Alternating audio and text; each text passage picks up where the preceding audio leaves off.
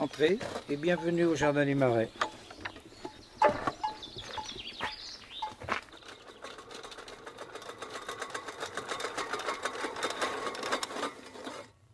La pelouse ici est tondue tous les jours, près de 300 fois par an, avec cette petite machine sans moteur pour respecter le silence des végétaux. Oui, il n'y a pas plus bruyant que l'homme sur cette planète et j'aime entendre les grenouilles et les oiseaux chanter. J'ai réduit les surfaces de tonte. Et mes théories au jardin d'ornement, c'est les allées font le jardin et les bordures font les allées. C'est en tondant chaque jour qu'on va supporter et sentir la présence du jardinier, supporter le jardin sauvage et en mouvement qui n'est pas un jardin à l'abandon.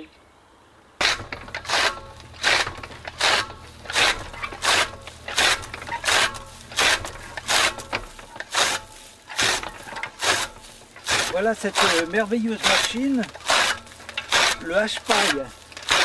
Le hache-paille, autrefois, on s'en servait pour nourrir les chevaux. Et moi, c'est mon outil de base pour recouvrir mon sol. On peut remarquer que je broie des roseaux verts et des roseaux secs pour respecter le rapport carbone-azote. C'est les lois du compostage. Et le résultat des roseaux broyés, ou des fleurs fanées, ou des fougères, peu importe, va me permettre de recouvrir mon sol du potager. C'est le compostage en surface. Ça n'exclut pas le compostage en tas.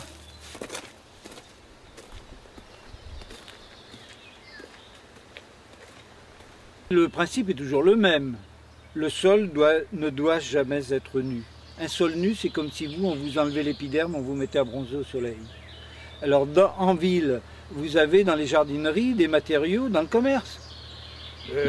Paillettes de lin, mulcao, écorce de pin même ou de peuplier, je ne sais quoi, mais enfin bon, vous avez aussi les feuilles mortes, les tontes de gazon, ou celles de vos voisins qui s'en vont encombrer les déchetteries avec. Et puis si vous avez une voiture, vous pouvez aller dans la campagne, trouver des fougères, des matériaux et sur les déchetteries, les plateformes des déchetteries qui recyclent et qui redonnent à petit prix ou même gratuitement des végétaux pour ne pas laisser votre sol nu. Il faut donner avant de recevoir, il n'y a pas de secret, il faut des apports de matière organique.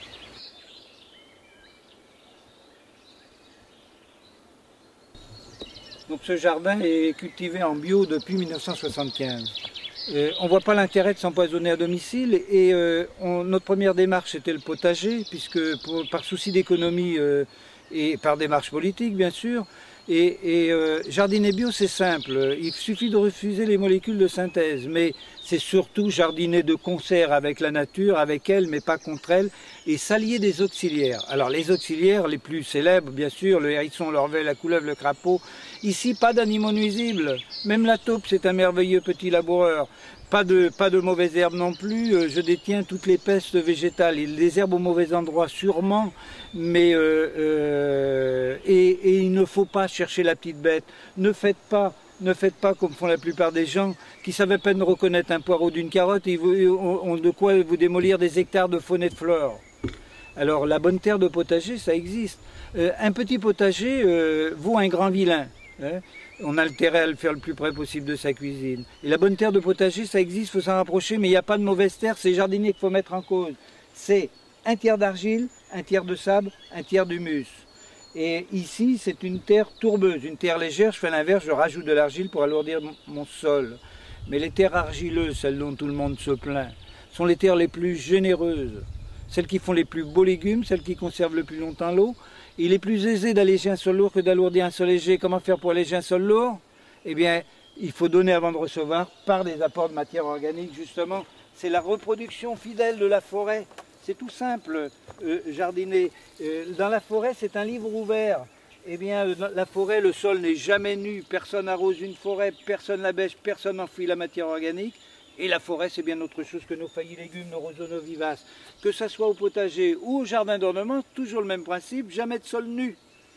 Et retourner la terre, ça fait mal au dos, ça fout tout à l'envers. C'est comme si vous alliez vous mettre la tête dans le bassin et poisson rouge sur la pelouse. Ici, on ne retourne jamais le sol. Mais je n'ai pas dit qu'on ne le travaillait pas. Alors venez voir, je vais vous faire voir comment je travaille le sol. Justement, le choix des outils a beaucoup d'importance. La fourche-bêche, qui est un outil universel, eh bien, à la fourche-bêche, quand je fais l'équivalent du bêchage, je fais simplement ce geste-là. Alors, je ne suis pas très convaincant parce que j'ai une terre si légère, mais quand je veux convaincre quelqu'un, je me mets dans l'allée. C'est une allée remblayée de terre argileuse, beaucoup plus compacte.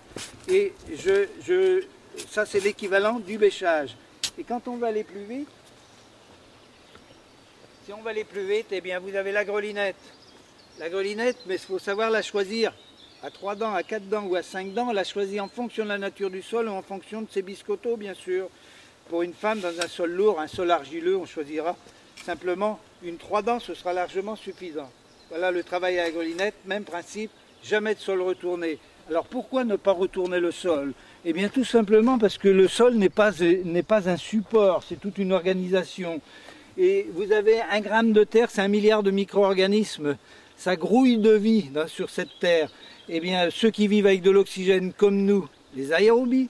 En dessous, les anaérobies, ceux qui vivent avec peu d'oxygène ou pas d'oxygène, doivent rester en milieu anaérobie. Et si vous retournez le sol, c'est comme si ça fait mal aux deux, c'est comme si vous allez vous mettre la tête dans le bassin, les poissons rouges sur la pelouse. Ici, on ne retourne jamais le sol et on n'enfouit jamais la matière organique en profondeur. Si on enfouissait la matière organique en profondeur, on va créer des problèmes, des anomalies.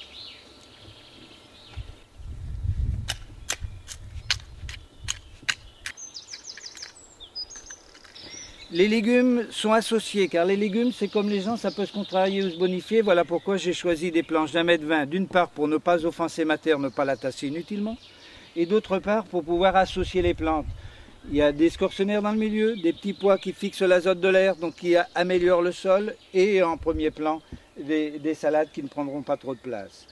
Ce sont les associations, les légumes, c'est comme les gens, ça peut se contrarier ou se bonifier, c'est pas mis au hasard. Alors, un classique, c'est poireau-carotte, l'odeur du poireau chasse à mouche de la carotte et vice-versa, mais on ne met jamais de choux avec les poireaux, ça ne s'entend pas, c'est comme les gens. Il y en a qui se contredisent et d'autres qui se bonifient. Et les planches sont numérotées pour assurer les rotations, car on sait très bien que les choux, les crucifères ne doivent pas retourner au même endroit avant 4 ou 5 ans. 2 fois par an, il faut absolument faire un plan de son jardin pour ne pas remettre la même chose au même endroit. Et on reprend ces plans des années précédentes pour voir là où on va pouvoir mettre les crucifères. Donc les rotations, les associations, la couverture du sol et le travail du sol en douceur pour ne pas intervertir les couches. Et les fleurs, pour l'instant c'est pas très fleuri puisqu'on est au début du printemps, et on est en pleine période des saints de glace. Mais les fleurs sont là pour le plaisir des yeux, mellifères, médicinales et plantes de compagne. Donc un potager doit devenir un jardin d'ornement, toujours de la bourrache, toujours du calendula, toujours de la camomille, toujours et quelques autres qui se ressèment de ci, de là. Si elles ont la malchance de se ressemer à l'intérieur d'une planche, elles seront désherbées ou repiquées en bordure pour ne pas compromettre la croissance des légumes, puisque l'intérêt c'est quand même avant tout d'avoir des légumes. Mais un potager doit devenir un jardin d'ornement. Au jardin comme dans la vie, tout est permis à condition de ne pas gêner ses voisins. D'un jardin d'ornement, vous voulez le transformer en potager? C'est possible, devant un rosier, il n'y a pas de légumes qui poussent à l'ombre, mettez un pied de courgette. Mettez un pied de courgette avec les hémérocalles, c'est aussi beau dans le parterre de vivaces. Un pied de tomate devant un rosier. Avec des volubilis sur des grillages ou des bambous, faites monter des haricots à rames et voilà, votre potager est fait. Que ce soit un potager ornemental ou un